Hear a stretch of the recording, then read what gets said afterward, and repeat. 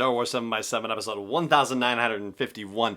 Today, there's a little bit of a freak out happening over the word Parsec again, so, oh gosh, it's silly, and yet it's worth talking about, because parsecs are fun, so let's talk about parsecs. Punch it.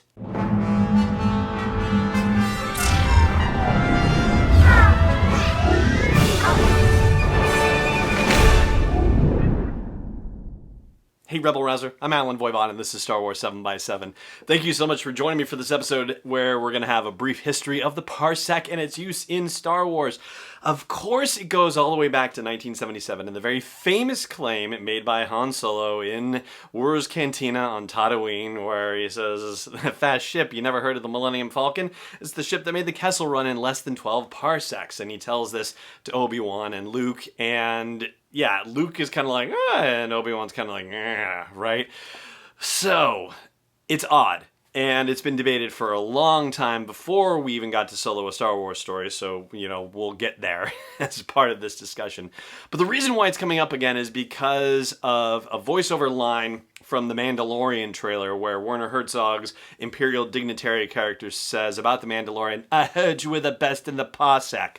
And so, what does that mean? Because it would be the equivalent of saying, I heard you were the best in the mile, for example. So it just sounds odd if you phrase it that way, but maybe it's not so odd. Anyway, the whole thing about the parsec is that it is actually a measure of distance, not of time. So when you hear about a fast ship, but then saying that it did something in a unit of distance, that seems a little strange. And so it raises the question of, is Han stupid or is he lying? And it seems like the more obvious answer is that he's lying, but probably lying purposefully just to kind of see what kind of people he's dealing with. At least this is, my, I guess, headcanon, if you will.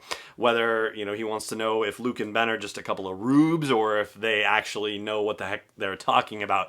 And, this is part of the process where he's figuring out what they're about, what he's going to charge them, all that sort of thing.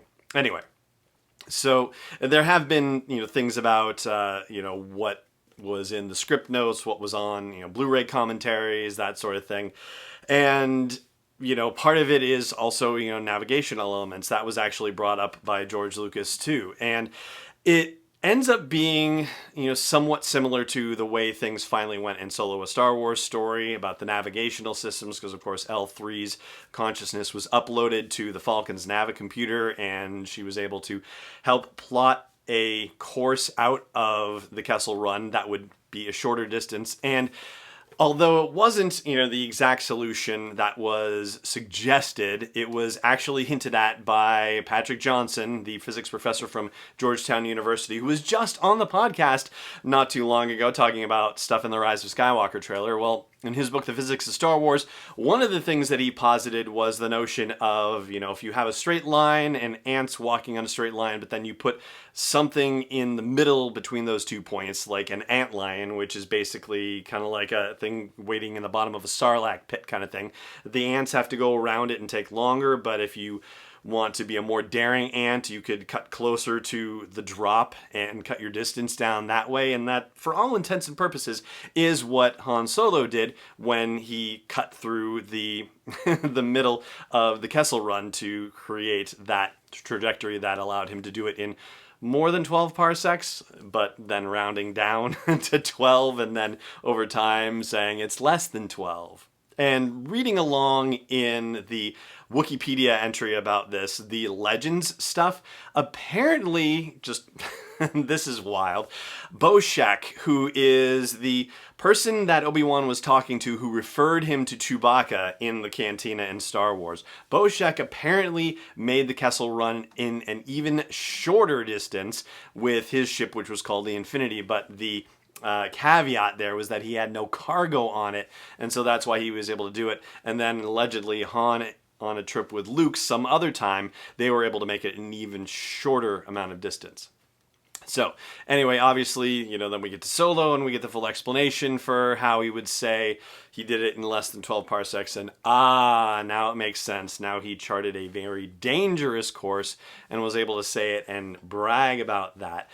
You would have to be a pretty fast ship, I would think, to be to go through the maw and deal with all of that too. So that's another issue. And then, of course, the coaxium, burst, he's not talking about that. And I'm sure that was not a situation that he replicated very often either. But, that's another story entirely. But I think part of the challenge too that we in the real world, if you will, have with this whole situation is that a lot of times we render things by time rather than by miles. Like, for example, where home is for me is about 100 miles away from Boston.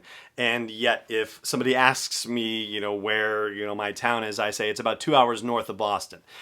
I rarely ever say it's about 100 miles north of Boston, okay? I mean, I just don't. And even when I lived in Los Angeles, I grew up there, I lived there for 33 years, I talked more about time than I did about distance. I guess I would have said that I went about 3 miles to work, at least in the final years that I was living there. Whereas before that, I usually said work was, I think, about 30 miles away, but I usually said, if somebody asked, how far away is work, I would say, well, it depends on traffic, which is very much a time situation, right? So, yeah, I think that is ultimately what's confusing to people. So as far as reckoning the whole notion of Werner Herzog saying, I heard you were the best in the Parsec, terrible impression. I will explain how I think we should ultimately rationalize that after the break here. Stay tuned. Hey Rebel Rouser, I've made some changes to the asteroid belt level at patreon.com/SW7X7, and they are all with sponsors in mind. So if you want to get the word out about your business, your product, your service to a dedicated Star Wars audience, then please check out patreon.com/SW7X7 and look for the asteroid belt level for details. Again, that's patreon.com/SW7X7. Welcome back. So, I know it sounds weird to say, I heard you were the best within the mile, or within the, unit of measure, basically, within the light year, okay? Something like that. But that doesn't necessarily mean it's not unusual for people in Star Wars to say something like that. And I think about it in terms of also, you're the best in the solar system, you're the best in the area, in the state, in the county, in the country, in the hemisphere, what have you. I mean, yes, I know in the unit of distance versus, an area, a country or whatever, obviously that doesn't convey a specific unit of distance, but it certainly conveys a size. And so saying someone is the best in the Parsec, that just means that you're the best within a 3.26 light year radius, which is pretty impressive. So I, for one, am not getting hung up on this. I actually kind of love it. And I mean, I don't know, maybe it's just Werner Herzog's delivery or something like that. Maybe, that's what it is. Maybe it is the fact that it kind of harkens back to that original Han Solo exchange in a way. Maybe that's what I like about it. I don't know.